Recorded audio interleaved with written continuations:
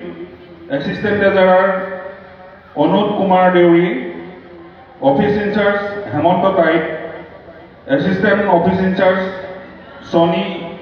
Jomo, Executive Member Rajiv Deuri, Executive Member Edison Deuri.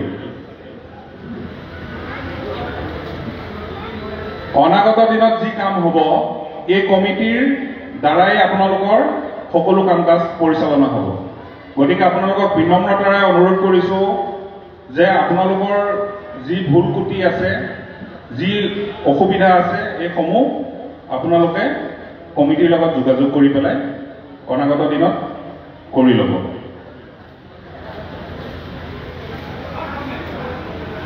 ভাৰতীয় railway মালগুদাম শ্ৰমিক সংঘৰ জন্ম হৈছিল 1998 চনত।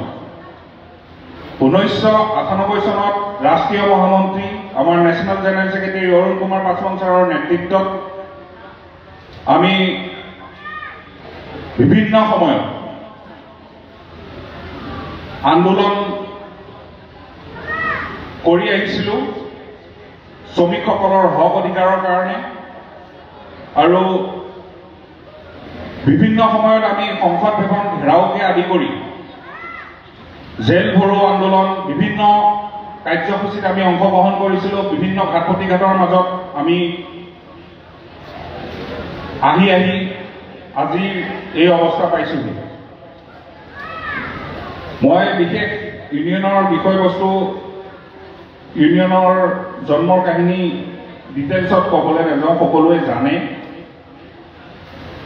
ভাৰতীয় ৰেলৱে মালগুদাম শ্ৰমিক সংঘৰ এই যি শ্ৰমিকৰ হক অধিকাৰৰ কাৰণে যুঁজ, এই যুঁজ আমি ত্ৰিপক্ষীয় বৈঠকৰ মাজেদি 23 মাৰ্চ 2021 আমাৰ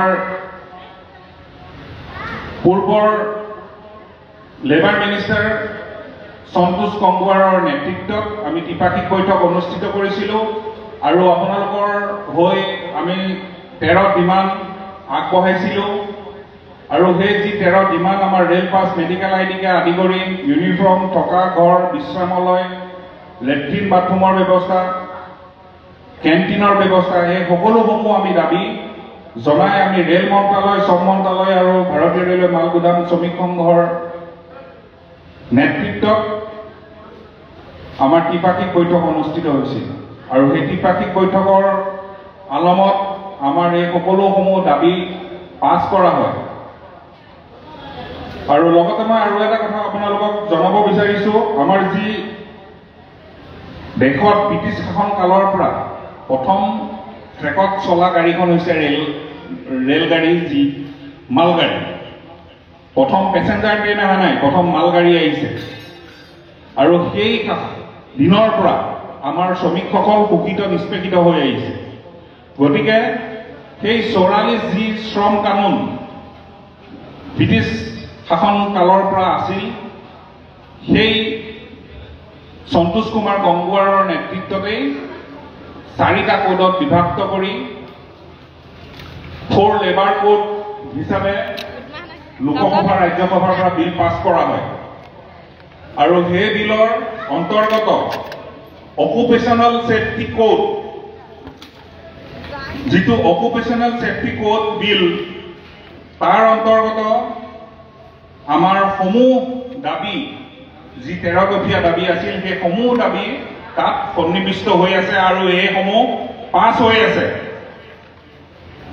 কিন্তু যোৱা চৰকাৰৰ দিনত বিভিন্ন ষ্টেটত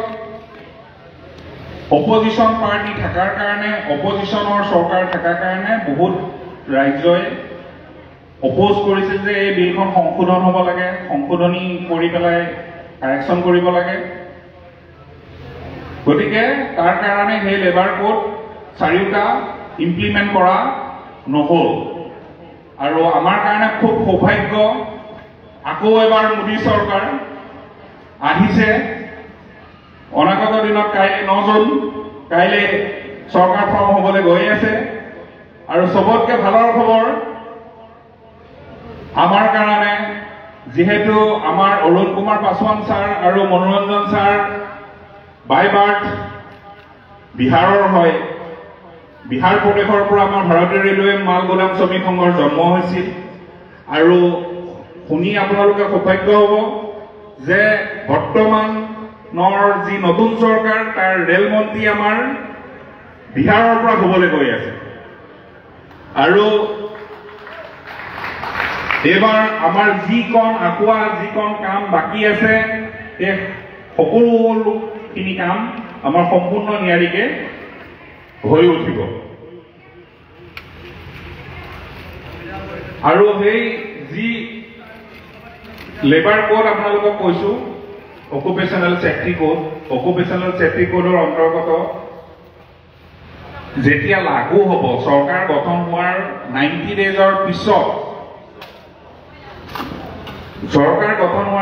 ডেজৰ পিছত এই বিল লাগু হ'ব এই যি লেবাৰ কোড ইমপ্লিমেণ্ট হোৱা নাই এই বিল পাছ হৈ আছে এই ইমপ্লিমেণ্ট হ'ব গৈ আছে আৰু সেই ইমপ্লিমেণ্টৰ জৰিয়তে 90 ডেজৰ ভিতৰত ইমপ্লিমেণ্ট হোৱাৰ 90 ডেজৰ ভিতৰত আমাৰ শ্ৰমিকে এপইণ্টমেণ্ট লেটাৰ পাব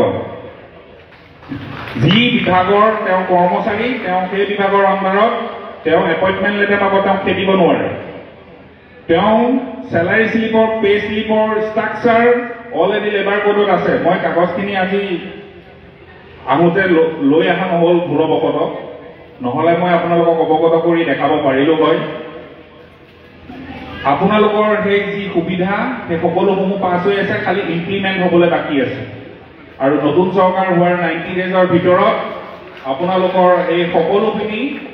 ডিমাণ্ড আপোনালোকৰ হাতে হাতে পাব আৰু তাৰ কাৰণে প্ৰত্যেক উৎসিদৰ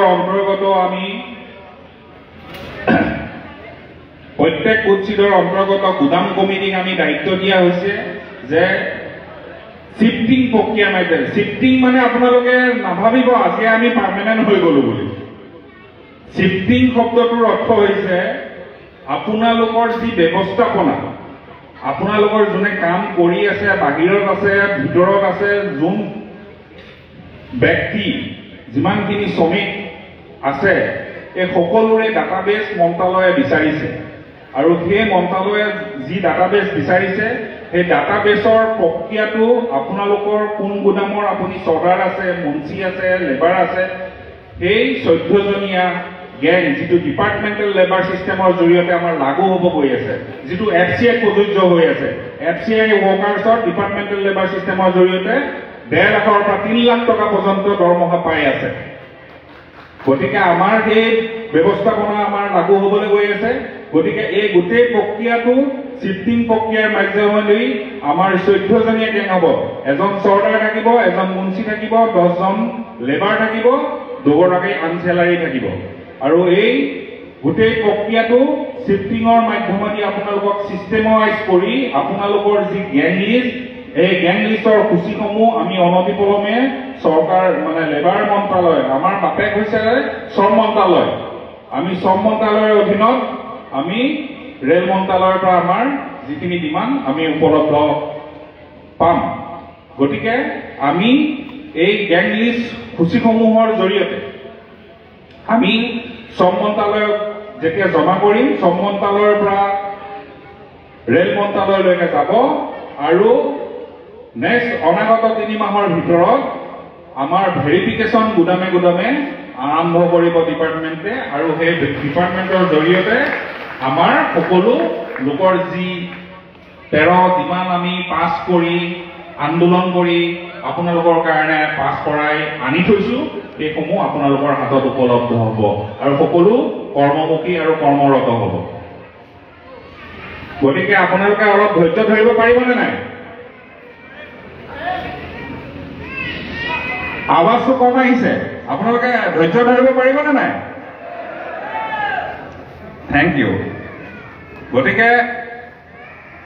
এই DLS যিটো সিস্টেম ডিপাৰ্টমেণ্টেল লেবাৰ সিস্টেম তাৰ জৰিয়তে আমাৰ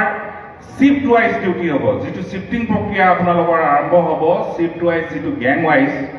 এইটো আমাৰ 3টা শিফটত বিভক্ত হ'ব আমাৰ যিটো 42 নম্বৰ ৰেগ আছে এই ৰেগৰ আমাৰ 3টা শিফটত ভাগ কৰিব যদি মৰ্নিং শিফটত গাড়ী আহে মৰ্নিং শিফটত খালি কৰিব ইভিনিঙত আহে ইভিনিঙত কৰিব, যদি নাইটত আহে নাইটৰ ভিতৰতে গাড়ী খালী হ'ব লাগিব, যাতে কোনো ডিচি ডেমেজ নালাগে বুলি আমাৰ ৰাষ্ট্ৰীয় প্ৰভাৰীয়ে চেয়াৰমেনৰ লগত অলৰেডি কমিটমেণ্ট কৰিছে। গতিকে আপোনালোক সকলো সাজু হওক। আৰু আজি এই মঞ্চৰ মাধ্যমেদি মই আমাৰ গুদাম কমিটিৰ বিষয়ববীয়াসকলৰ নাম আপোনালোকক ঘোষণা কৰিছোঁ। তেওঁলোকৰ দৰকাৰ পৰিলে আমাৰ যিটো ইউটিউব নৰ্থ ইষ্ট চেনেল আছে BRLGSSৰ তাত উপলব্ধ কৰাই দিম। তেওঁলোকৰ কণ্টেক্ট নাম্বাৰ সকলোখিনি আপোনালোকক দি দিম। আপোনালোকৰ যি সুবিধা অসুবিধা আছে, আৰু এটা কথা মই ক'ব বিচাৰিছোঁ, আপোনালোকৰ ইয়াত যিসকল ব্যক্তিৰ লিংক হোৱা নাই, সেইসকল ব্যক্তিক মই বিনম্ৰতাৰে অনুৰোধ কৰিছোঁ, আপোনালোকে QR কাৰ্ড আৰু শ্ৰম কাৰ্ডৰ যিটো লিংক, এই লিংকৰ ব্যৱস্থাপনাটো আপোনালোকে কৰি ল'ব, নহ'লে আপোনালোকৰ ডাটা জমা নহ'ব। লগৰ কিজনৰ হৈ যাব, আপোনাৰ নহ'ব, তেতিয়া আপুনি আহি পেলাই আমাকে দোষাৰোপ কৰিব যে মোৰটো নহ'ল। গতিকে আপোনালোকে বিনম্ৰতাৰে অনুৰোধ কৰিছোঁ, আপোনালোকৰ যি লিংক হওক বা QR কাৰ্ডত কিবা ভুল ক্ৰুটি হওক, শ্ৰম কাৰ্ডত কিবা ভুল ক্ৰুটি হওক, আপোনালোকে গুদাম কমিটিৰ লগত যোগাযোগ কৰি আপোনালোকে তাৎক্ষণিকভাৱে কামখিনি সুকলমে গেং লিষ্টখিনি প্ৰস্তুত কৰাত আমাক সহায় কৰক। আৰু গেং লিষ্টসমূহ আমাৰ জনেল অফিচ বা জনেল কাৰ্যালয়ত আমাক জমা কৰক। আৰু তাৰ লগতে আমাৰ যি মানে ৰাষ্ট্ৰীয় প্ৰভাৰী ছাৰ আমাৰ মাজত অতি সোনকালে সুখবৰ লৈ আহি আছে। গতিকে আপোনালোকে নতুন চৰকাৰ এখন গঠন হ'বলৈ দিয়ক। নতুন চৰকাৰ গঠন হোৱাৰ পিছত আমাসকলক অলৰেডি ইনভাইটেশ্যন কৰিছে যে আমি দিল্লীত গৈ নতুন মন্ত্ৰীসভাৰ যোন নৱনিৰ্বাচিত বিষয়ববীয়া মানে মন্ত্ৰীবৰ্গ আমি সাক্ষাৎ কৰিম, আৰু অনতিপলমে আমি সকলোখিনি কাম সুকলমে কৰি আপোনালোকৰ ওচৰত দাঙি ধৰিম। ইয়াকে কৈ মোৰ চমু বক্তব্য সামৰণি মাৰিলোঁ।